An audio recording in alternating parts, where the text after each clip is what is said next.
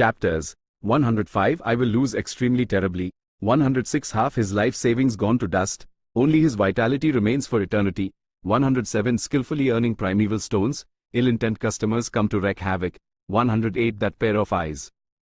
Chapter start, Chapter 105 मैं बहुत ही बुरी तरह हारूंगा। गु यू किंग शू भी फैंग युआन और फैंग झेंग की तरह एक अनाथ था। उसके माँ बाप बचपन में ही एक वुल्फ टाइड में मारे गए थे। उसी क्लैन लीडर गु यूबो ने खुद पाल पोस कर बड़ा किया था। जब टेस्ट में पता चला कि उसके पास बी ग्रेड एप्टीट्यूड है, तो गु यूबो ने यूएसईवाई पर्सनल गाइडेंस देनी शुरू कर दी। उसका एप्टीट्यूड बहुत ही कमाल का था, बी ग्रेड्स में टॉपर। इतना अच्छा कि उसी नकली ग्रेड भी कहा जा सकता था। गु यूबो यूएसईवाई अगले क्लैन लीडर के कैंडिडेट के तौर पर तैयार कर रहे थे। गु यू किंग शू का नेचर बहुत हाई शांत और मिलनसार था। क्लैन के लोग उसकी बहुत तारीफ करते थे और उसी पसंद भी करते थे। वो क्लैन के लिए बहुत लॉयल भी था। फैंग झेंग के आने से उसके क्लैन लीडर बनने की उम्मीद खत्म हो गई थी, लेकिन वो उल्टा खुश था और पूरे दिल से फैंग झेंग का ख्याल रखता था। अगर धरती की बात करें तो कुछ लोग होते हैं ना जो अपनी ईमानदारी और देशभक्ति के लिए जाने जाते हैं, ये बिल्कुल वैसा हाई कैरेक्टर था। बदकिस्मती से 1 साल बाद वुल्फ टाइड में नॉर्दर्न गेट गिर जाएगा। इस दरार को बैंड करने और क्लैन के लोगों को बचाने के लिए वो आगे आएगा।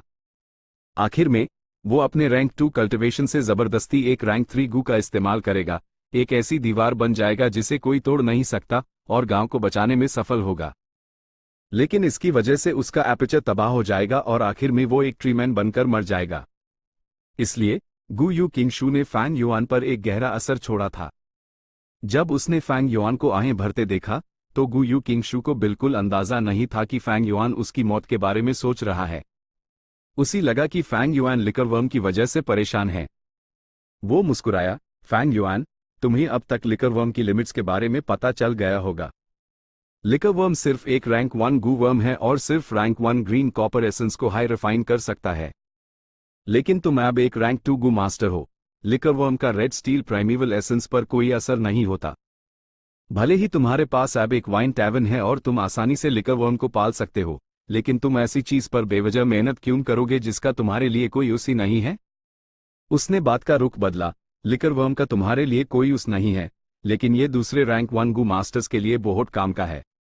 खासकर अगले स्प्रिंग में होने वाली अवेकनिंग सेरेमनी में स्टूडेंट्स का एक नया बैच आएगा और लिकरवर्म उनके लिए बहुत मददगार साबित होगा। तो क्यों ना तुम इस लिकरवर्म को क्लैन को बेच दो और क्लैन की ताकत बढ़ाने में अपना योगदान दो। फैंग युआन ने कोई जवाब नहीं दिया। किंग शू ने सोचा, फैंग युआन के इरादे को समझने की कोशिश करते हुए अब ने समझा। तुम लिकरवर्म से जुदा नहीं होना चाहते, तुम शायद उसी फ्यूज करना चाहते हो। अगर मैं गलत नहीं हूं तो तुम रैंक 2 व्हाइट क्रिसलिस और फिर रैंक 3 मिस्ट पर्स्पायरिंग बटरफ्लाई के फ्यूजन रूट पर जाने का सोच रहे हो, है ना? ये सबसे कॉमन और सबसे प्रैक्टिकल रेसिपी है। मिस्ट पर्स्पायरिंग बटरफ्लाई एक बेहतरीन गू वर्म है, लेकिन व्हाइट क्रिसलिस में कोई एबिलिटी नहीं है। इस फ्यूजन रूट से तुम्हें कोई खास फायदा नहीं होगा। तुम्हारे पास सी ग्रेड एप्टीट्यूड है और एब रैंक 2 कल्टिवेशन है। व्हाइट क्रिसलिस में कोई एबिलिटी नहीं है और वो सिर्फ खाना बर्बाद करेगा, उससे तुम्हें कोई मदद नहीं मिलेगी। तुम्हारे रैंक 3 तक पहुंचने की क्या पॉसिबिलिटी है? अगर तुम रैंक 3 तक एडवांस करने में सफल हो भी गए तो तब तक तुम्हारी उम्र ढल चुकी होगी। क्या तुम सालों तक एक बेकार व्हाइट क्रिसलिस को पालोगे? इससे बेहतर है कि व्हाइट क्रिसलिस को पालने का खर्चा दूसरे गू वॉर्म्स को नर्चर करने में लगाओ। वो ज्यादा प्रैक्टिकल है और तुम्हारे लिए ज्यादा हेल्पफुल होगा। मैं गलत कह रहा हूं क्या? लिकरवर्म की असली वैल्यू प्राइमेवल एसेंस को रिफाइन करके एक स्मॉल रेल्म तक बढ़ाने में है। अगर तुम इस फ्यूजन के रास्ते पर गए तो तुम लिकरवर्म को सिर्फ एक मटेरियल की तरह इस्तेमाल कर रहे होगे। क्या यह अफसोस की बात नहीं होगी? सभी गू वॉर्म्स में सिर्फ एक हाई एबिलिटी होती थी।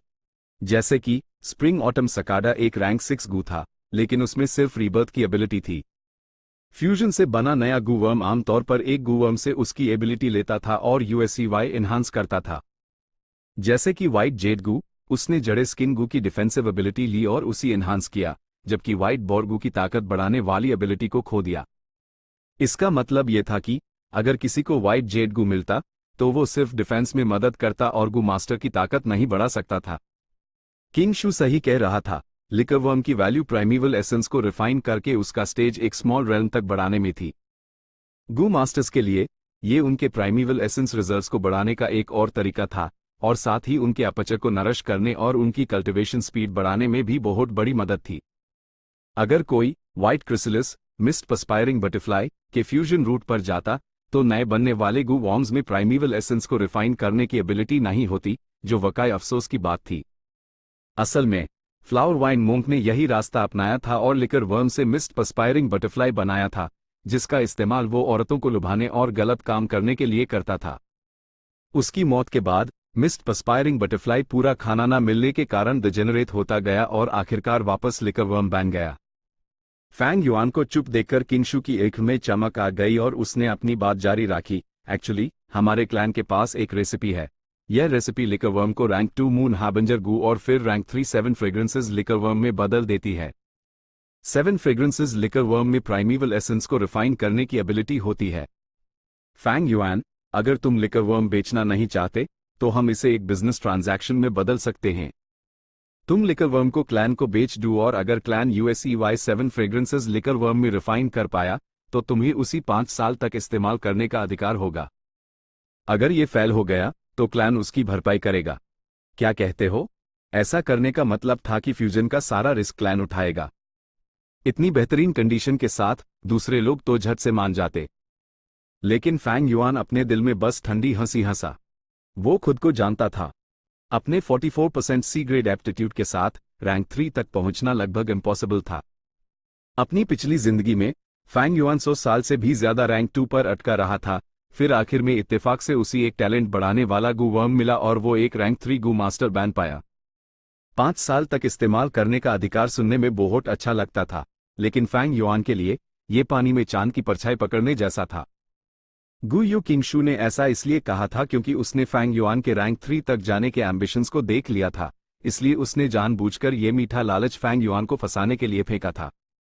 लेकिन उसने शुरुआत से ही गलत अंदाजा लगा लिया था।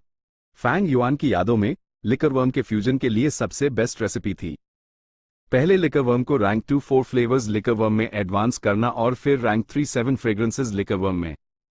चाहे वो 4 फ्लेवर्स लिकर वर्म हो या 7 फ्रेग्रेंसेस लिकर वर्म, दोनों में प्राइमीवल एसेंस को रिफाइन करने की एबिलिटी थी। हालांकि 4 फ्लेवर्स लिकर वर्म को रिफाइन करना आसान नहीं था। सबसे पहले उसके फ्यूजन के लिए 2 लिकर वर्म्स की जरूरत थी। फैंग युआन के पास अभी सिर्फ एक था। दूसरा, फ्यूजन के लिए 4 तरह की वाइन चाहिए थी और ये चारों वाइन 4 अलग अलग फ्लेवर्स की होनी चाहिए थी, खट्टा, मीठा, कड़वा और आखिरी में तीखा। लिकर वर्म खरीदने की मुश्किल को तो छोड़ हाइडू, मार्केट में उसकी सप्लाई नाम मात्र की थी। पहले इन 4 वाइन्स को ही देख लेते हैं। तीखी वाइन सबसे आम थी, साधारण व्हाइट स्पिरिट वाइन सब इसी टाइप की थी। खट्टी वाइन के लिए बेबरी वाइन और अंगूर की वाइन मिल सकती थी। चावल की वाइन मीठी वाइन के क्राइटेरिया में फिट बैठ सकती थी, लेकिन कड़वी वाइन के लिए थोड़ा सोचना पड़ता। जितना फैंग युआन जानता था, एक तरह की हरी कड़वी वाइन होती थी जो एआई घास से बनाई जाती थी। बदकिस्मती से एआई विलेज बहुत हाई दूर था, वो उसी हासिल कैसे करता? फैंग युआन ने लिकर वर्म को इसलिए नहीं रोका था कि वो इंतजार करके उसी महंगे दाम में बेचना चाहता था, बल्कि फैंग युआन हमेशा से इस फ्यूजन रूट पर जाना चाहता था। कोई और फ्यूजन रूट इस्तेमाल करना लिकर वर्म को बर्बाद करने जैसा था। गु यू किंगशू को भला क्या पता था कि फैंग युआन के दिमाग में क्या चल रहा है। फैंग युआन को बिल्कुल भी अग्री ना करते देख उसने अपना ट्रम्प कार्ड फेंका। फैंग युआन, अगर तुम लिकर वर्म बेच देते हो तो मैं तुम्हारे और फैंग झेंग के बीच सुलह करवा सकता हूं। कम से कम वो फैमिली एसेट्स के लिए तुम्हें गु बैटल के लिए चैलेंज नहीं करेगा। तुम्हें क्लैन के रूल्स तो पता ही हैं, चैलेंज एक्सेप्ट करना ही पड़ता है। भले हाई गु बैटल की रिक्वेस्ट हायर अप से अप्रूव ना हो, पहले यूएसईवाई एक्सेप्ट करना जरूरी है। भले ही तुम अपनी हार को लेकर सुरे हो और अरेना में जाना नहीं चाहते, सीधे हार मान लेना चाहते हो, फिर भी तुम्हें चैलेंज एक्सेप्ट करना ही पड़ेगा। ये दुनिया मार्शल स्पिरिट को बढ़ावा देती थी, क्लान्स को कायरों की जरूरत नहीं थी। अगर कोई चैलेंज होता तो गु मास्टर्स को यूएसईवाई एक्सेप्ट करना ही पड़ता। चैलेंज एक्सेप्ट करना ये साबित करता है कि तुम कायर नहीं हो। भले ही तुम सबके सामने अपनी हार मान लो, वो भी हिम्मत का काम माना जाएगा। इस बेरहम माहौल के दबाव में ये अपने आप एक सिस्टम ऑफ वैल्यूज बन गया था। क्लैन के हाई अप्स गु बैटल्स के रिजल्ट्स के अनुसार फैसला सुनाते और किसी भी समस्या और विवाद को सुलझाते। गु बैटल के लिए एक रीजन होना जरूरी था। चैलेंजर का सही होना और चैलेंज का रीजनेबल होना जरूरी था। या फिर दोनों तरफ से बेटिंग जैसा कोई एग्रीमेंट हो, तभी गू बैटल अप्रूव होता था। फैंग झेंग का गू बैटल रिक्वेस्ट रीजनेबल और फेयर है, यूएसईवाई अप्रूव कर दिया जाएगा। अगर ऐसा हुआ तो रिजल्ट कुछ भी हो, हार या जीत, उसका फैसला एल्डर्स करेंगे। तुम्हें क्या लगता है, एल्डर्स तुम्हारे और फैंग झेंग के बीच किसका साथ देंगे? किंग शू की मुस्कान और बड़ी हो गई। उसने फैंग युआन को एक जलती हुई निगाह से देखा और प्रेशर डालना जारी रखा। फैंग युआन, अगर तुम जीत गए तो तुम्हें फैमिली एसेट्स का थोड़ा कम हिस्सा छोड़ना पड़ेगा। लेकिन अगर तुम लिकर वर्म को क्लैन को बेच देते हो तो तुम क्लैन के लिए योगदान दे रहे होगे। क्लैन तुम्हें याद रखेगा। मैं ये भी गारंटी दे सकता हूं कि फैंग झेंग फैमिली एसेट्स के बेसिस पर तुम्हें कभी चैलेंज नहीं करेगा। इसका मतलब यह था कि फैंग झेंग अभी भी फैंग युआन को अलग अलग रीजन से चैलेंज कर सकता था। ये उन चीजों में से एक थी जिसे देखकर गुयू किंगशू और गुयू बो खुश होते। वो चाहते थे कि फैंग झेंग फैंग युआन को हराए और अपने दिल में बेस डर को तोड़कर अपना सेल्फ कॉन्फिडेंस बढ़ाए। फैंग युआन अचानक मुस्कुराया। वो शुरुआत से हाई गुयू किंगशू की बक बैक सुन रहा था और अब आखिरकार वो बोला, तुम्हें लगता है कि अगर हम लड़ा तो मैं हार जाऊंगा? फैंग युआन ने किंग शू से पूछा। किंग शू भी मुस्कुराया, लड़ाई में कुछ भी हो सकता है, कोई नहीं बता सकता कि क्या होगा। हालांकि मुझे तुम्हें याद दिलाना होगा, फैंग झेंग ने रैंक 2 मूनवेल गू को पहले हाई रिफाइन कर लिया है, तुम्हारे पास ज्यादा एडवांटेज नहीं होगा। हा हा हा। फैंग युआन ने अपना सिर हिलाया और उसके चेहरे पर मुस्कान और बड़ी हो गई। मैं हारूंगा, मैं जरूर हारूंगा। किंग शू यूएसईवाई घूरता रह गया। फैंग युआन ने उसकी आंख में देखा और बोला, मैं सिर्फ हारूंगा ही नहीं, बल्कि बहुत बुरी तरह से हारूंगा। मैं अपने माँ बाप की सारी विरासत दे दूंगा और उसके बाद सड़क पर सूंगा और गांव में भीख मांगकर घूमूंगा। तुम गुयू किंगशू होशियार था। वो फैंग युआन के असली इरादे समझ गया। उसका चेहरा गंभीर हो गया। अब वो कॉन्फिडेंट और ग्रेसफुल नहीं रहा। फैंग युआन के शब्दों में एक नंगी धमकी थी। फैंग झेंग को अगले क्लैन लीडर के तौर पर तैयार किया जा रहा था। अगर ये बात फैल गई कि उसने दूसरों को अपने माँ बाप के रूप में पहचाना, अपने कल्टीवेशन और एप्टीट्यूड का इस्तेमाल अपने बड़े भाई को परेशान करने के लिए किया, विरासत हड़प ली, तो उसकी रेपुटेशन को बहुत बड़ा झटका लगेगा। धरती पर भी ऐसा करने वाले इंसान को लोग शर्मिंदा करते और नफरत से देखते। इस दुनिया में तो फैमिली लव की वैल्यूज को एक अलग हाई लेवल पर रखा जाता था। अगर फैंग झेंग एक डेविल बनना चाहता तो कोई बात नहीं थी, लेकिन वो एक क्लैन लीडर बनने जा रहा था, राइचस पाथ का लीडर, और इसका मतलब था कि उसी सद्गुणों को बरकरार रखना और उनकी कदर करनी थी। एक पाल के लिए गुयू किंगशू हैरानी से फैंग युआन को देखता रहा। उसी एहसास हुआ कि फैंग युआन के बारे में इतना कुछ सुनने के बावजूद उसने उसी कम आंका था। जो दबदबा उसने मिलने के पाल से अब तक अपनी बातों से बनाया था, वो अब एक झटके में चूर चूर हो गया था। फैंग युआन ने सीधे निशाने पर तीर मारा, गुयू किंगशू को अहम मुद्दा बता दिया। अगर कोई और होता तो फैंग युआन अलग तरह से बात करता, लेकिन गुयू किंगशू वो इंसान था जो क्लैन के लिए हद से ज्यादा लॉयल था और फैंग युआन की पिछली जिंदगी में वो क्लैन को बचाने के लिए खुद को कुर्बान कर देता। इसलिए फैंग युआन की धमकी के कारण उसके पास चिंता करने के अलावा कोई चारा नहीं था। हालांकि वो जल्दी ही शांत हो गया। उसकी गीत फैंग युआन पर टिकी हुई थी जब उसने दांत पीसते हुए कहा, लेकिन तुम ऐसा नहीं करोगे, क्योंकि विरासत हमेशा से तुम्हारा लक्ष्य रही है। अगर तुम विरासत छोड़ दोगे तो कल्टिवेट कैसे करोगे? फैंग युआन डरा नहीं। उसने किंगशू की निगाहों का सामना किया। उसके होठ एक मुस्कान में मुड़ गए। इसलिए मुझे विश्वास है कि तुम लिकर वर्म खरीदने का ख्याल छोड़ दोगे और फैंग झेंग को भी मुझे चैलेंज न करने के लिए माना लोगे। मैं गलत हूं क्या? दूसरे लोग शायद फैंग झेंग को नहीं माना सकते थे, लेकिन गुयू किंगशू में ये काबिलियत थी। फैंग युआन को इस पर कोई शक नहीं था। सिचुएशन एक डेडलॉक में थी। कुछ पाल बाद गुयू किंगशू ने अपनी उंगली नीची कर ली। वो अपने हाथ में वाइन कप को कुछ देर तक देखता रहा और अचानक हंस पड़ा। इंटरेस्टिंग, हम बिल्कुल वैसा ही करेंगे। उसके लहजे में हल्की सी उदासी थी। चैप्टर 106। आधी जिंदगी की कमाई मिट्टी में मिल गई, बस उसकी वाइटैलिटी हमेशा के लिए रह गई। एक दिन बाद फुटॉन पर फैंग युआन पालथी मारे बैठा था। एक चेहरे के बराबर सफेद रोशनी का गोला उसके चेहरे से बस एक हाथ की दूरी पर था, शांति से तैर रहा था। फैंग युआन अपने पैसे के बाग से एक के बाद एक प्राइमीवल स्टोन्स निकालकर उस रोशनी के गोले में फेंक रहा था। सफेद रोशनी सिकुड़ रही थी, लेकिन और ज्यादा चमकदार होती जा रही थी। जब वो सिकुड़कर एक मुट्ठी के बराबर हो गई तो सफेद रोशनी इतनी तेज थी कि फैंग युआन को उसी देखने के लिए अपनी उंगली आधी बैंड करनी पड़ रही थी। शायद ये आखिरी पीस है। फैंग युआन अपने हाथ में प्राइमीवल स्टोन से खेलते हुए बोला। वो जानता था कि नाजुक पाला गया है। उसने प्राइमीवल स्टोन को रोशनी के गोले में उछाल दिया। वो धुंधले तौर पर रोशनी के गोले में प्राइमीवल स्टोन को तैरते हुए देख सकता था, जैसे उबलते पानी में बर्फ गिर रही हो, लगातार पिघल रही थी। बहुत सारा पत्थर का पाउडर जमीन पर गिर गया। प्राइमीवल स्टोन गायब हो गया और रोशनी का गोला फट गया। एक बम के साथ तीनों गू वॉर्म्स 3 अलग दिशाओं में उड़ गए।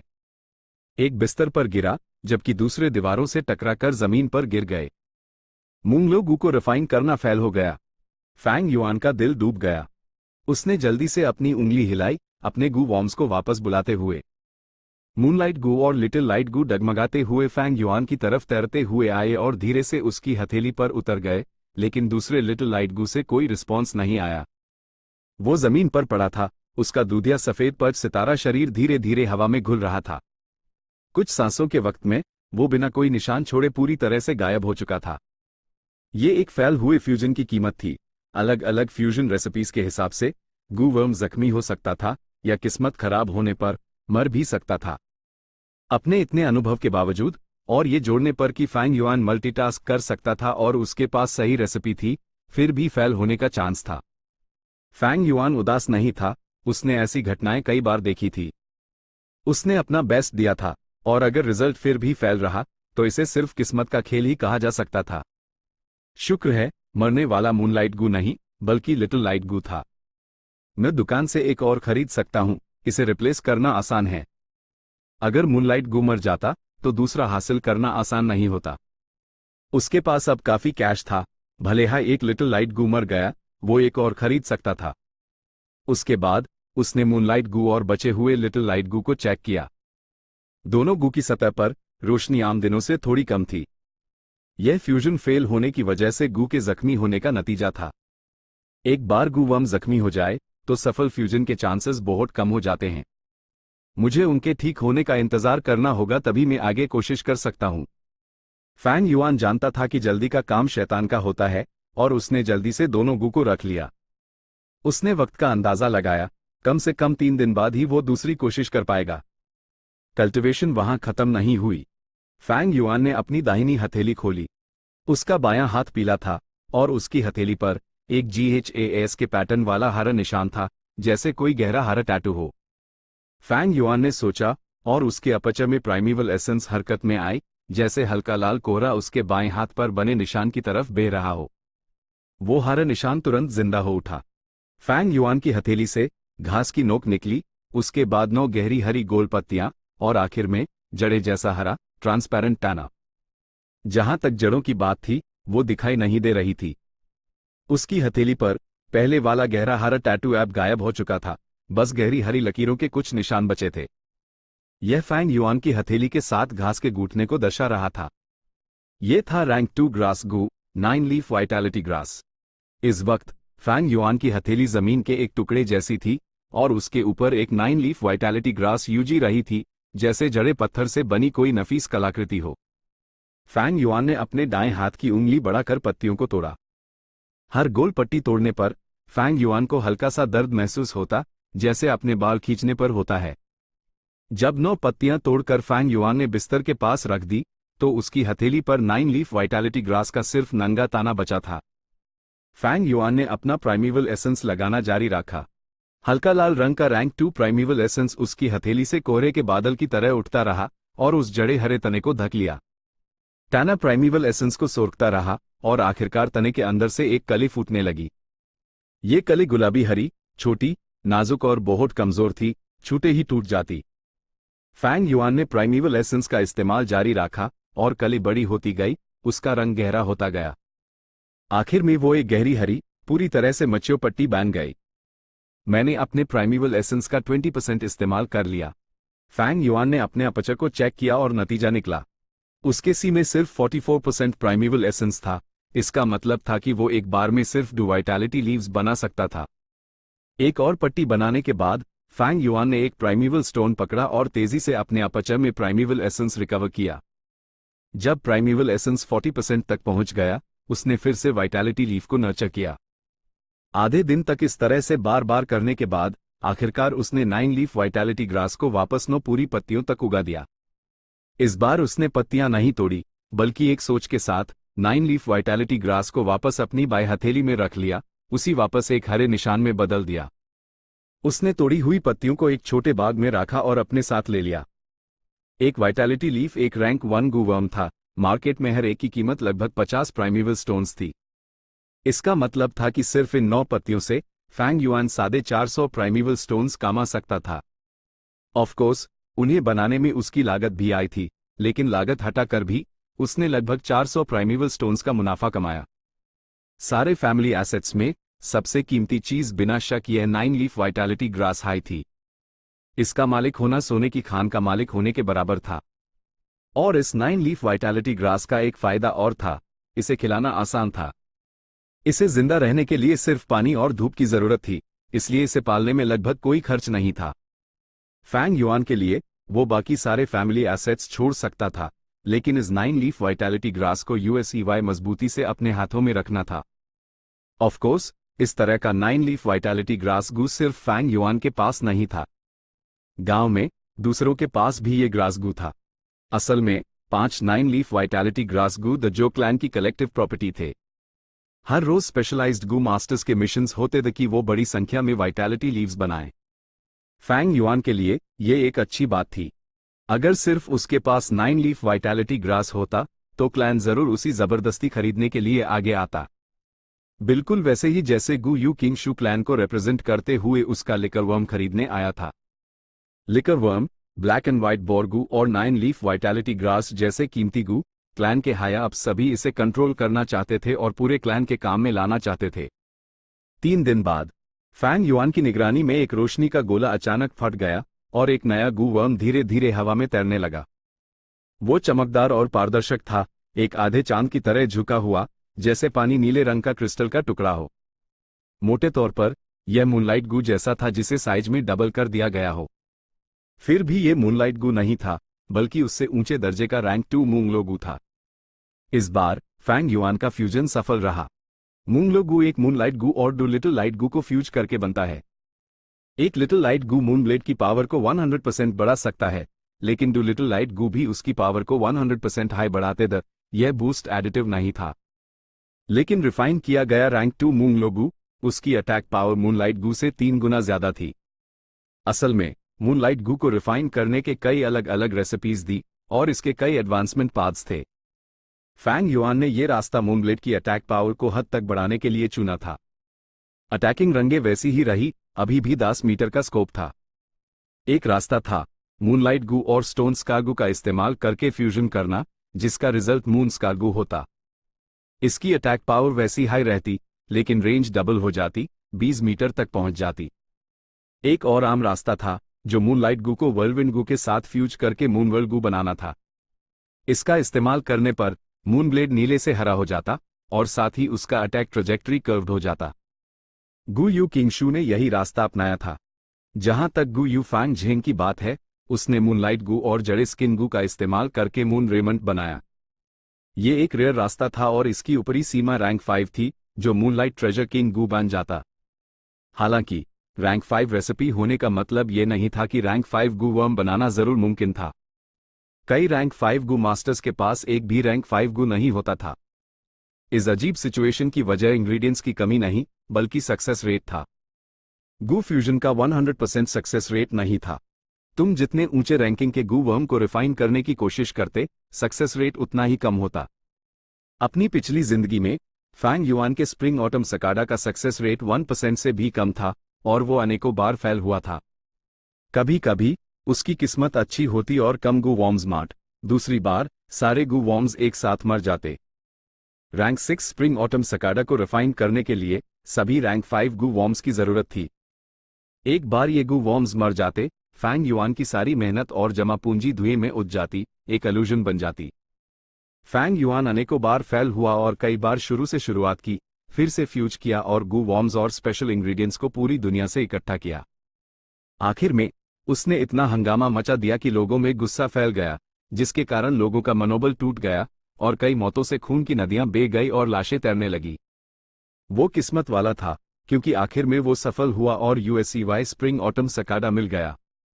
लेकिन जैसे ही उसी ये रैंक 6 गू मिला, सारे राइचस कल्टिवेटर्स जो उसके गू पर नजर गड़ाए बैठे अस पर हमला करने आ गए, और इससे पहले कि वो गू से ठीक से वाकिफ हो पाता, उसने सुसाइड कर लिया।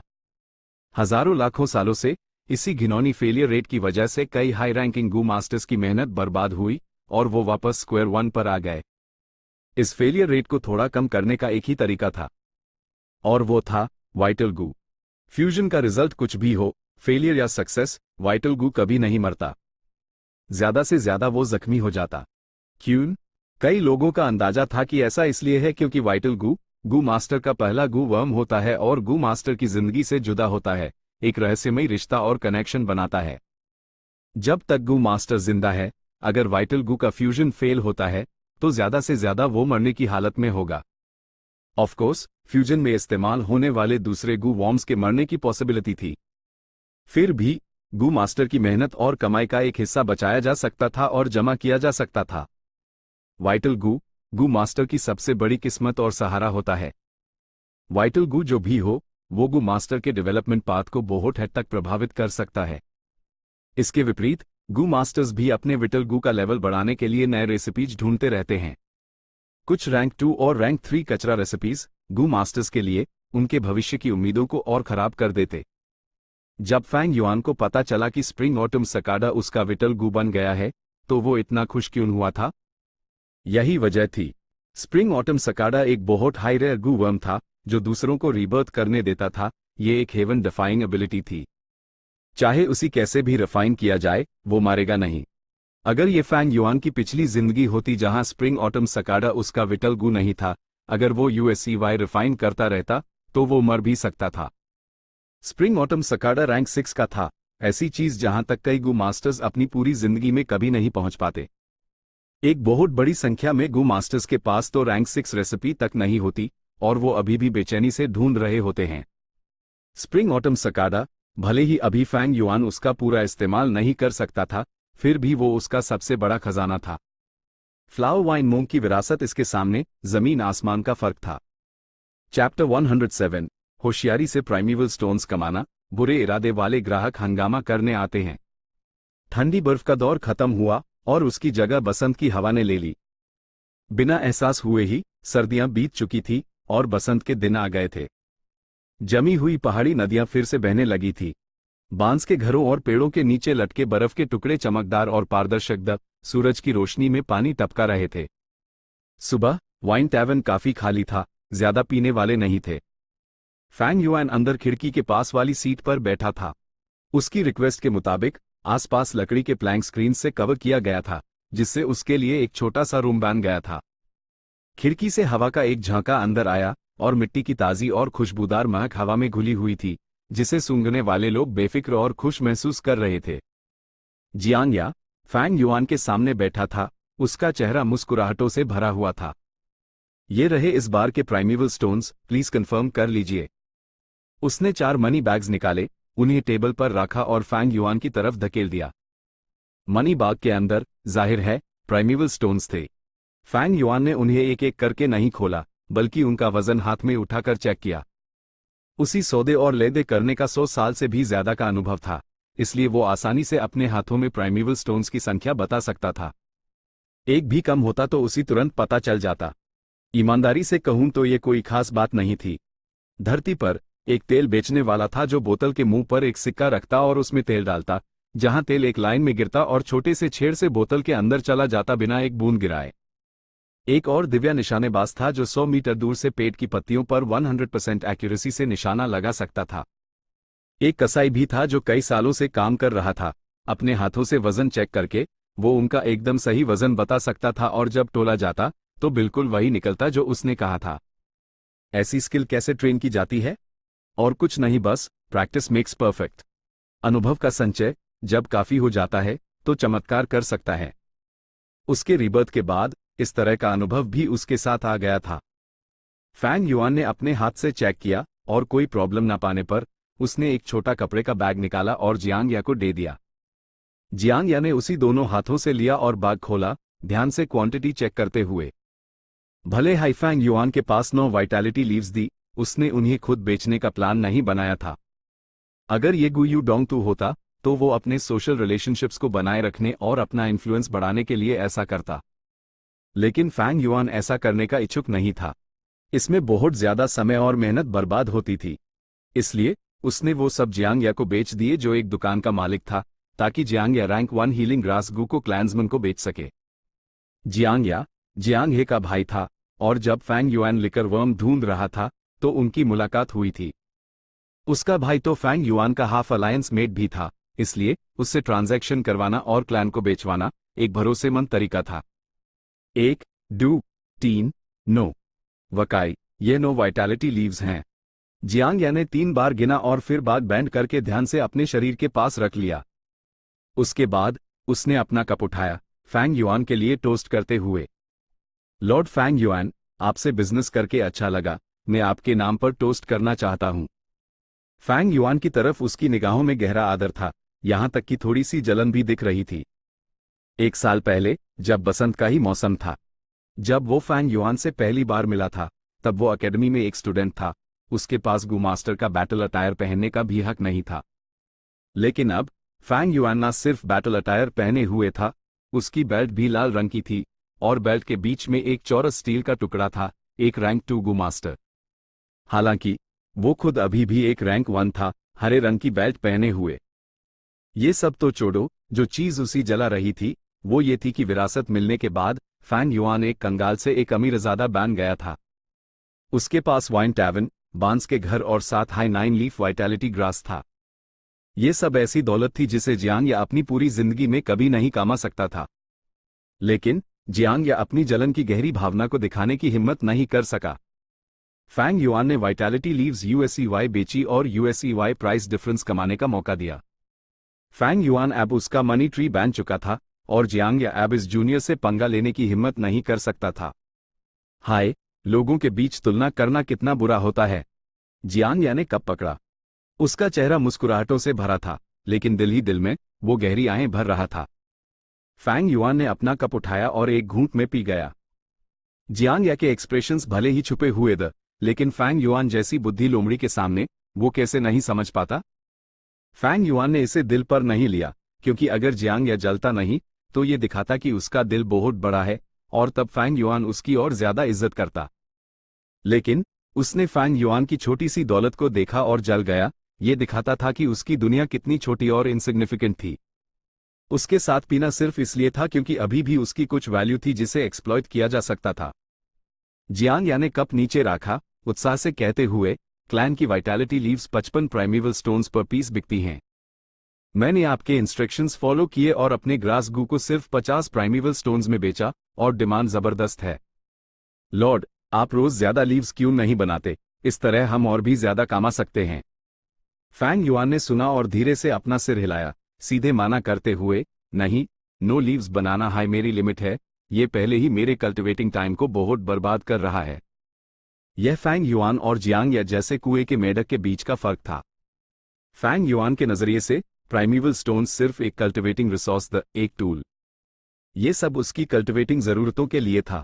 हालांकि जियांग या प्राइमेवल स्टोन्स को अपनी जिंदगी का लक्ष्य मानता था, इसलिए वो कल्टिवेट करता था ताकि ज्यादा प्राइमेवल स्टोन्स कमा सके। लेकिन भले हाई फैंग युआन दिन में सिर्फ 9 लीव्स बनाता, वो रोज 400 प्राइमेवल स्टोन्स कमा सकता था, और जमा होते होते उसके हाथों में दौलत भी एक हैरान कर देने वाले लेवल तक पहुंच गई थी। फैंग युआन को माना करते देख जियांग या ने अपनी किस्मत आजमाने की हिम्मत नहीं की, बस अपने होठों को अफसोस में हिलाया, फिर उत्साह से फैंग युआन के लिए वाइन डालने लगा, और फिर अपने लिए।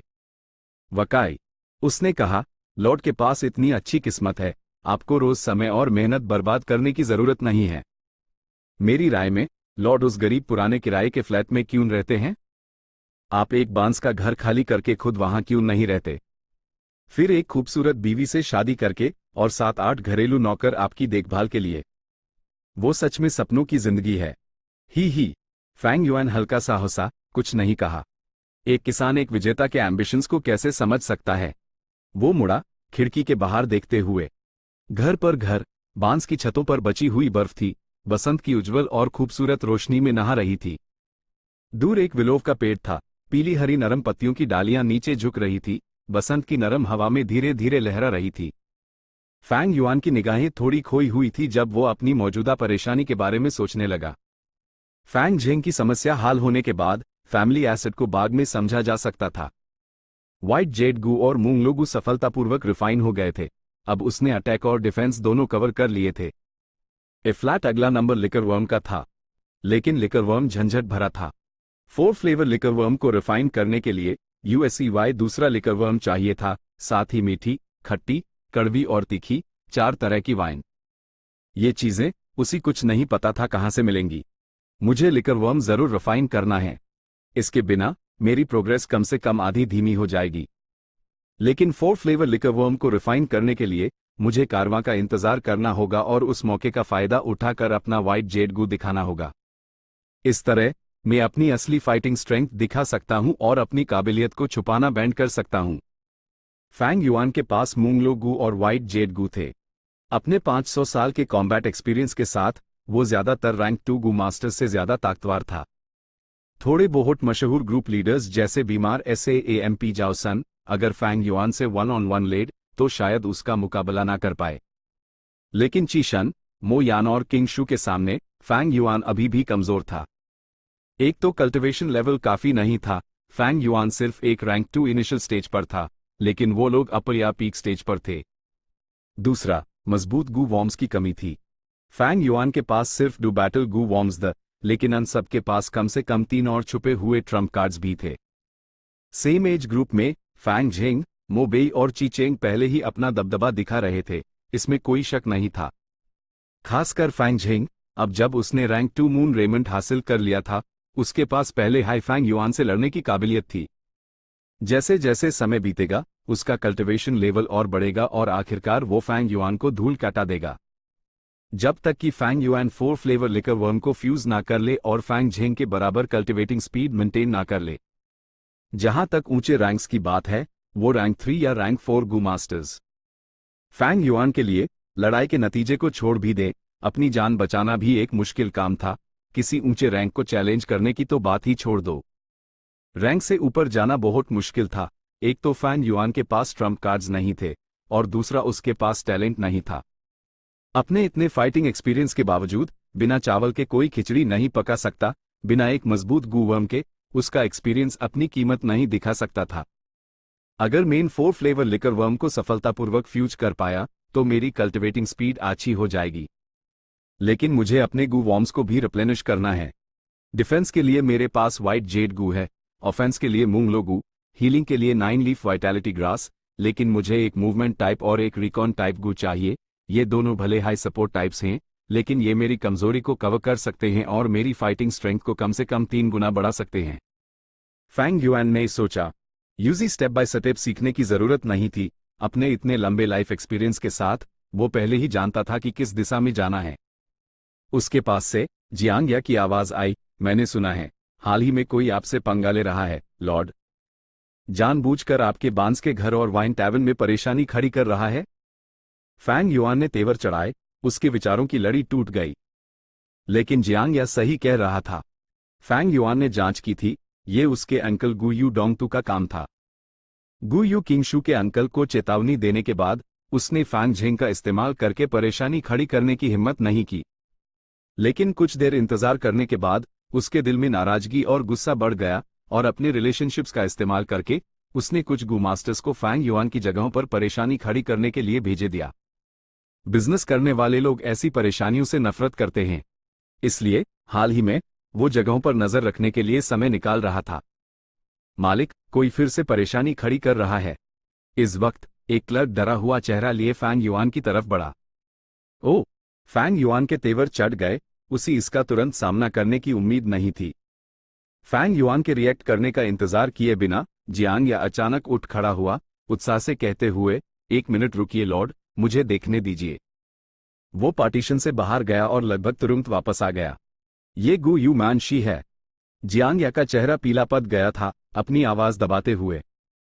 उसकी निगाहों में हैरत और चिंता थी। Gu Yue Man Shi? Fang Yuan काम ध्यान से करता था और इन्फॉर्मेशन की अहमियत जानता था। इस दौरान उसने क्लैन के सभी रैंक 2 गू मास्टर्स की इंफॉर्मेशन हासिल कर ली थी और उनमें से ज्यादातर को याद कर लिया था। गु यू मैनशी एक थोड़ा मशहूर गू मास्टर था, डिफेंस में स्पेशलाइज करता था और उसके पास बहुत ताकत थी। वो मनशी ग्रुप का लीडर था। फेम के मामले में वो जाओ सैन से थोड़ा ऊपर था। बम! बाहर से कुछ टूटने की आवाज आई। उसके बाद एक रूड और घमंडी आवाज गूंजी, छी, ये कैसी वाइन है? घोड़े की लीद जैसा टेस्ट है। तुम्हारी हिम्मत कैसे हुई मुझे ये बेचने की? HMPH। फैंग युआन की निगाहों में ठंडी चमक दौड़ गई जब वो उठ खड़ा हुआ। चैप्टर 108 वो घी। जियांग या ने देखा कि फैंग युआन बाहर जाने का इरादा कर रहा है और जल्दी से उसी रोका। लॉर्ड फैंग युआन, एक समझदार इंसान तब नहीं लड़ता जब हालात उसके खिलाफ हों। ये मनशी बहुत ताकतवर है। उन कुछ लोगों में से एक जो बाइनिंग बिंग से अपनी जान बचाकर भाग पाया था, उसी कम मत समझना। अपनी हार को शान समझकर घूमने वाले ऐसे लोगों से क्या डरना? फैंग युआन हल्का सा हंसा, अपना हाथ बढ़ाकर जियांग या के कंधे पर रखा, बस यहीं बैठो और पियो। लॉर्ड। जियांग या फिर से जोर देने वाला था, लेकिन उसकी नजर फैंग युआन की बर्फीली निगाहों से टकराई। फैंग युआन की ईद में ऐसी ठंडक थी कि उसका दिल रुक सा गया। उसकी जुबान लड़खड़ा गई और वो लाचारी से वापस कुर्सी पर बैठ गया जबकि फैंग युआन ने कुछ कदम बढ़ाए और पार्टीशन वाले कमरे से निकलकर में हॉल की तरफ चला गया। उसने देखा कि बीच में एक स्क्वायर टेबल पर एक रैंक 2 गू मास्टर ने अपना एक पैर स्टूल पर और दूसरा टेबल पर रखा हुआ था।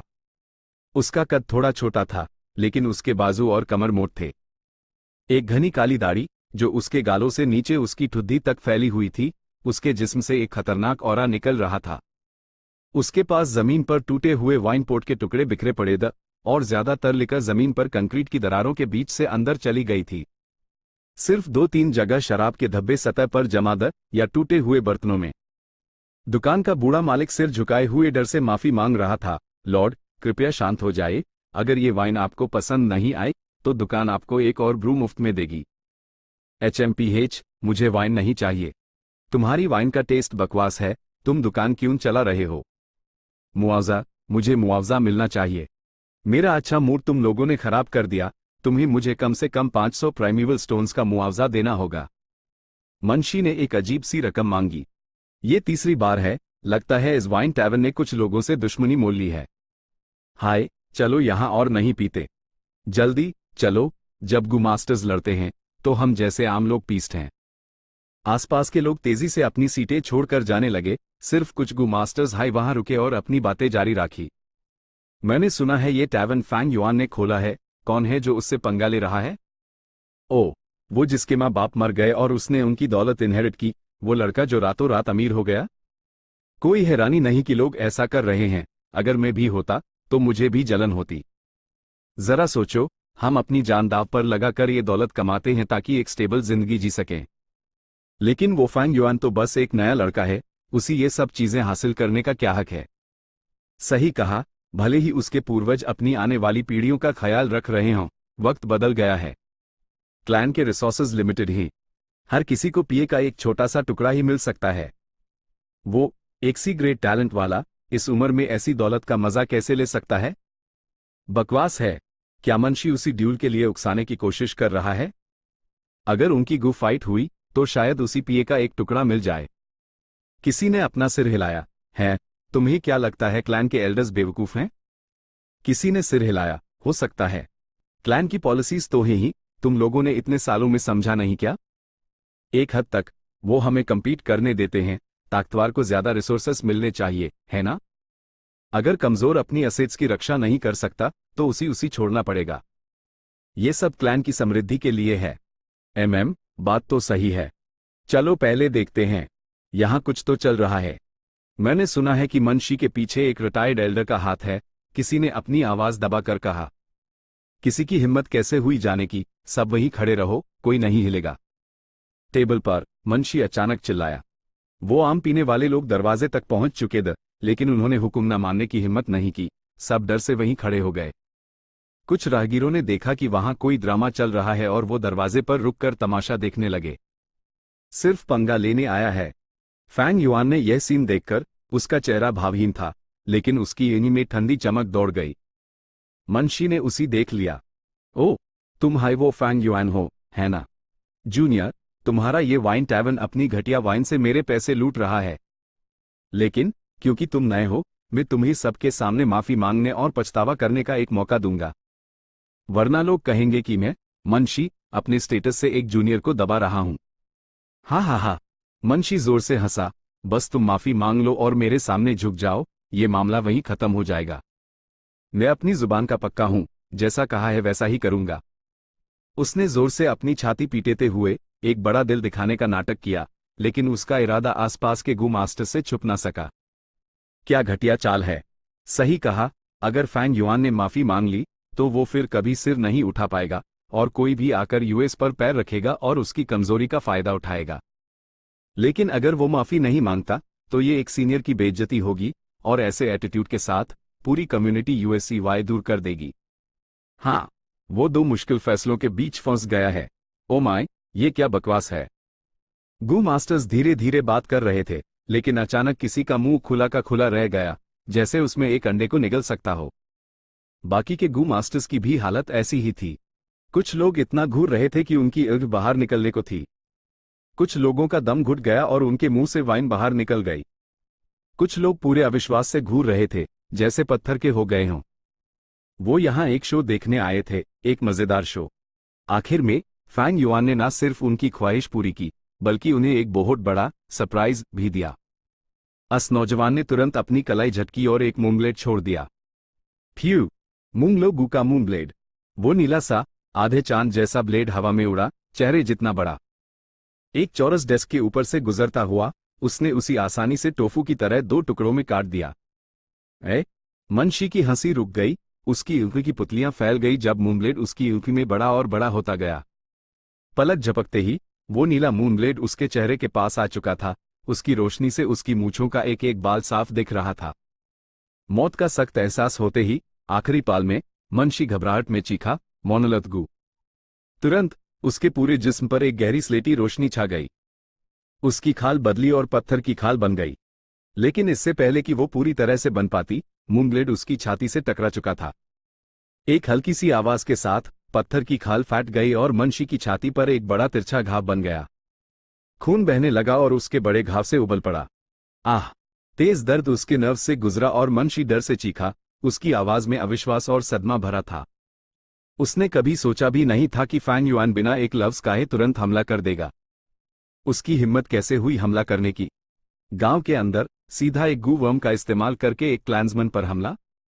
मुंशी को छोड़ो, देखने वाले भी पूरे अविश्वास में थे और उनके पास कहने को शब्द नहीं थे।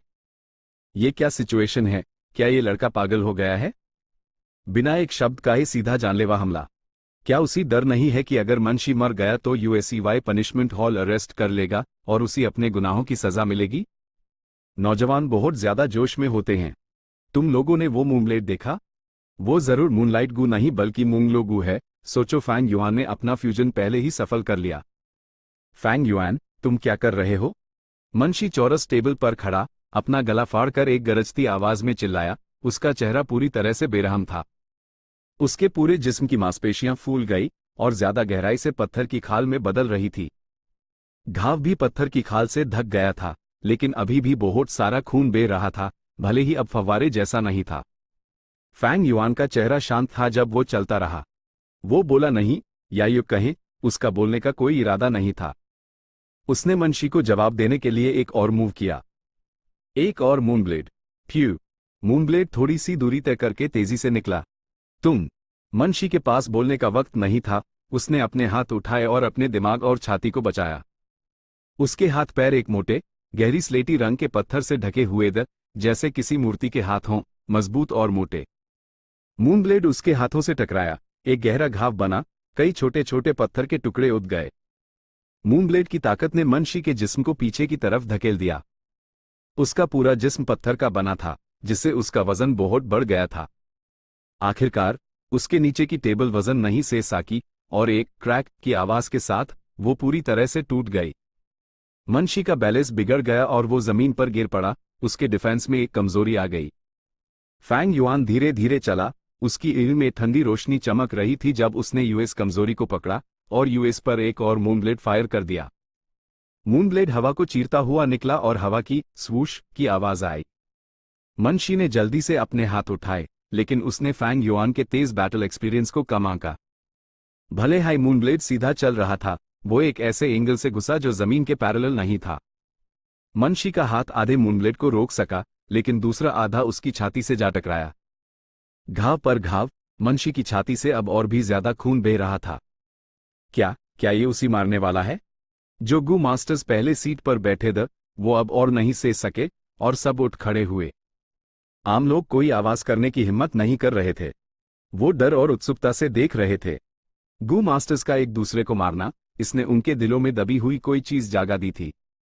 मनशी भारी सांसें ले रहा था, उठने की कोशिश कर रहा था, लेकिन अपने घावों के कारण तेज दर्द ने उसकी सारी मेहनत बेकार कर दी और वो एक थंप के साथ फिर से जमीन पर गिर पड़ा। फैंग युआन धीरे धीरे उसकी तरफ बढ़ा। मनशी ने बहुत खून खो दिया था और उसका चेहरा पीला पड़ गया था।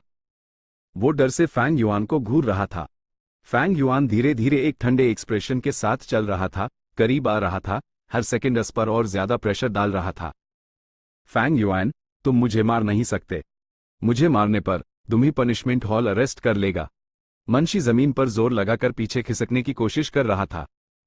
उसका अभी भी खून बह रहा था और उसके जिस्म के साथ कंक्रीट पर एक चमकीली लाल लकीर बन गई। हॉल में पूरी खामोशी थी। हर कोई फैंग युआन के ठंडे ऑरा से हैरान था और सांसें रोके हुए थे। कोई भी मनशी को एक बेकार का टुकड़ा नहीं समझ रहा था। बिना किसी कंपोजर के, अगर वो उसकी जगह होते तो उनकी हालत भी इससे बेहतर ना होती। फैंग युआन मनशी के पास चला गया, एक पैर उठाया और उसकी छाती के घाव पर जोर से रखा। दर्द के मारे मनशी ने एक ठंडी सांस खींची। फैंग युआन ने पैर दबाना जारी रखा और मनशी को बहुत ज्यादा दर्द होने लगा, जैसे कोई जंगली सुअर यूएस पर बार बार कूद रहा हो। वो और नहीं सह सका, जोर से चिल्लाया। मोती पत्थर की खाल के प्रोटेक्शन के बावजूद उसकी छाती अभी भी फैंग युआन से बहुत ज्यादा प्रेशर सह रही थी और घाव वाली जगह से अभी भी खून बह रहा था। इससे भी जरूरी बात, फैंग युआन का दाहिना हाथ एक अजीब नीली मूनलाइट से ढाका हुआ था, जगह पर रोका हुआ लेकिन अभी तक फायर नहीं किया गया था। ये एक मूनब्लेड अटैक से पहले का लक्षण था। मनशी ने चिंता से सोचा और एक भी मसल हिलाने की हिम्मत नहीं की। तुम मुझे मार नहीं सकते, उसने अपनी एड़ी बड़ी करके मुश्किल से गुर्राते हुए कहा। मैं तुम्हें नहीं मारूंगा, फैंग युआन ने वहां आने के बाद पहला सेंटेंस कहा। उसका लहजा सपाट था और उस मौत जैसी शांत वाइन टैवर्न में यह हर किसी के कानों में गूंजा। लेकिन मैं तुम्हें अपाहिज कर सकता हूं, तुम्हारा एक हाथ तोड़ सकता हूं या एक पैर। क्लैन के नियमों के अनुसार मुझे तुम्हें कुछ प्राइमेवल स्टोन्स का मुआवजा देना होगा और कुछ समय के लिए कैद में रहना होगा। लेकिन तुम्हारा क्या? तुम्हारी बाकी की जिंदगी बिस्तर पर गुजरेगी। तुम्हारी चोट तुम्हारी लड़ने की सहमता को बहुत कम कर देगी और तुम फिर कभी मिशंस पर नहीं जा सकोगे। तुम्हें क्या लगता है ये नतीजा तुम्हारे लिए अच्छा है? फैंग युआन ने जमीन पर पड़े मनशी को नीचे देखते हुए धीरे धीरे समझाया। भावहीन आवाज मनशी के कानों में गई, जिससे उसका दिल रुक गया और उसका जिस्म कांप उठा। उसने अपना मुंह खोला, भारी सांसें ले रहा था, उसका दिमाग और भी ज्यादा उलझ गया। फैंग युआन के पैर ने इतना जोर लगाया कि उसी लगा जैसे वो एक पत्थर के नीचे कुचल रहा है, जिससे उसी सांस लेना और भी मुश्किल हो गया। डैम इट, अगर मैं सतर्क होता, अगर मैं अचानक हमले का शिकार ना होता और शुरू में ही जख्मी ना होता, तो ये कैसे? मनशी की आवाज अचानक रुक गई जब उसकी नजर फैंग युआन की एम से मिली। वो जमीन पर पड़ा था, ऊपर की तरफ घूर रहा था। फैंग युआन की आधी बैंडेज अंधेरी और अजीब तरह से उसी नीचे देख रही थी। ये आखिर किस तरह की एड़ी थी? अगर वो मारने के इरादे से भरी होती तो मनशी डरता नहीं। हालांकि ये एड़ी बेपरवाही से भरी थी। ये बेपरवाही जैसे हकीकत पर एक घमंड था, दुनिया के लोगों के लिए नफरत, जिंदगी को रौंदना और नियमों को त्याग देना। ये एक है। मनशी की एड़सी की नोक जैसी हो गई जब उसके दिल की सबसे गहरी याद सामने आ गई। उसकी जिंदगी का सबसे बुरा सपना। 2 साल पहले बांस के जंगल में रात को सफेद कपड़ों में एक नौजवान बिल्कुल उसी तरह उसी अपने पैरों तले रौंद रहा था। Damn it, god damn it, अगर मैंने मोनोलिथ गू रिफाइन कर लिया होता तो तुम मेरा डिफेंस कैसे तोड़ पाते? मौत सामने थी। वो अपनी जान से चिल्लाया, पूरी नाराजगी से भरा हुआ। ओ, अगर ऐसी बात है तो मैं तुम्हें नहीं मारूंगा। सफेद कपड़ों वाले नौजवान के होठ मुड़े, एक दिलचस्पी से भरी मुस्कान दिखाते हुए, गांव वापस जाओ और मेहनत से कल्टिवेट करो। मोनोलिथ गू को रिफाइन करो और चलो एक बार फिर मुकाबला करते हैं। ही, मैं उम्मीद करता हूं कि भविष्य में तुम मेरी जिंदगी में थोड़ा सा उत्साह ला सकोगे। ये कहकर उस नौजवान ने अपने पैर उठाए उसी छोड़ दिया। मुंशी तेजी से सांस लेने लगा, जमीन पर पड़ा हुआ इस मोड़ की उम्मीद न करते हुए वो हैरानी से उस सफेद कपड़ों वाले नौजवान को घूर रहा था। नौजवान ने उसी एक चींटी की तरह देखा, बेपरवाही से कहते हुए, तुम दफा क्यों नहीं हो जाते? मुंशी का जिस्म कांप उठा जब वो जल्दी से उठा और वहां से भाग निकला। ये सफेद कपड़ों वाला नौजवान कोई और नहीं बल्कि बाई विलेज का नंबर 1 जीनियस बाइनिंग बिंग था। टैब, वो सिर्फ रैंक 2 था, लेकिन पहले हाई रैंक 3 क्लैन एल्डर्स को मार सकता था। मुंशी का उससे बचकर निकलना और अपनी जान बचाना उसके फेम को आसमान पर ले गया। 2 सालों में बाइनिंग बिंग का चेहरा उसकी यादों में धुंधला हो गया था और उसी सिर्फ वो ही याद थी। लिली जो आम जिंदगी दुनिया को बेपरवाही से देखती थी, वो ऊंची और शक्तिशाली निगाहें एक ऐसा अविश्वसनीय घमंड छुपाए हुए थी जिसे आम लोग नहीं समझ सकते। सोचो सोचो सोचो कि अपने ही गांव में वो ये इल्म देख सकता है। इस पल मुंशी का दिल डर से भर गया, उसके दिल में नाराजगी और गुस्सा बिना एक बूंद फाइटिंग स्पिरिट छोड़े गायब हो गया। फैंग युआन ने मुंशी के चेहरे के एक्सप्रेशंस को ध्यान से देखा। नौजवान थोड़ा हैरान था, उसी उम्मीद नहीं थी कि मुंशी इतना डरपोक होगा। लेकिन कोई बात नहीं, बस एक डरपोक चूहा। फैंग युआन का मकसद पूरा हो गया था और उसने अपना पैर हटा लिया। तुम अब दफा हो सकते हो। मुंशी को लगा जैसे उसने कोई दिव्या मंत्र सुन लिया हो जब वो लुढ़कता और चढ़ाता हुआ पीले चेहरे के साथ टैवन से बाहर निकल गया। दर्शक हैरान थे। फैंग युआन वही खड़ा रहा, उसकी निगाहों ने एरिया को स्वीप किया। आसपास के गू मास्टर्स रैंक 1 और कुछ रैंक 2 ने अनजाने में ही उसकी निगाहों से बचने की कोशिश की। दुकानदार और क्लर्क सब डरे हुए थे और उत्साह से उसकी पूजा कर रहे थे। कौन नहीं चाहता एक मजबूत सहारा? उसके पीछे जियांग या हक्का बक्का खड़ा था। उसने हंगामा सुना और बाहर भागा, लेकिन देखा कि फैंग युआन मैनशी को भगा रहा है। वो गु यू मैनशी था। उसका दिल हद से ज्यादा हैरान था और फैंग युआन की तरफ उसकी निगाहें बदल गई। जलन गायब हो चुकी थी। इस मोड़ पर जियांग यह समझ गया कि फैंग युआन ने ऐसी सफलता क्यों हासिल की थी, क्योंकि वो कभी भी मेरे जैसा इंसान था ही नहीं। Chapter and.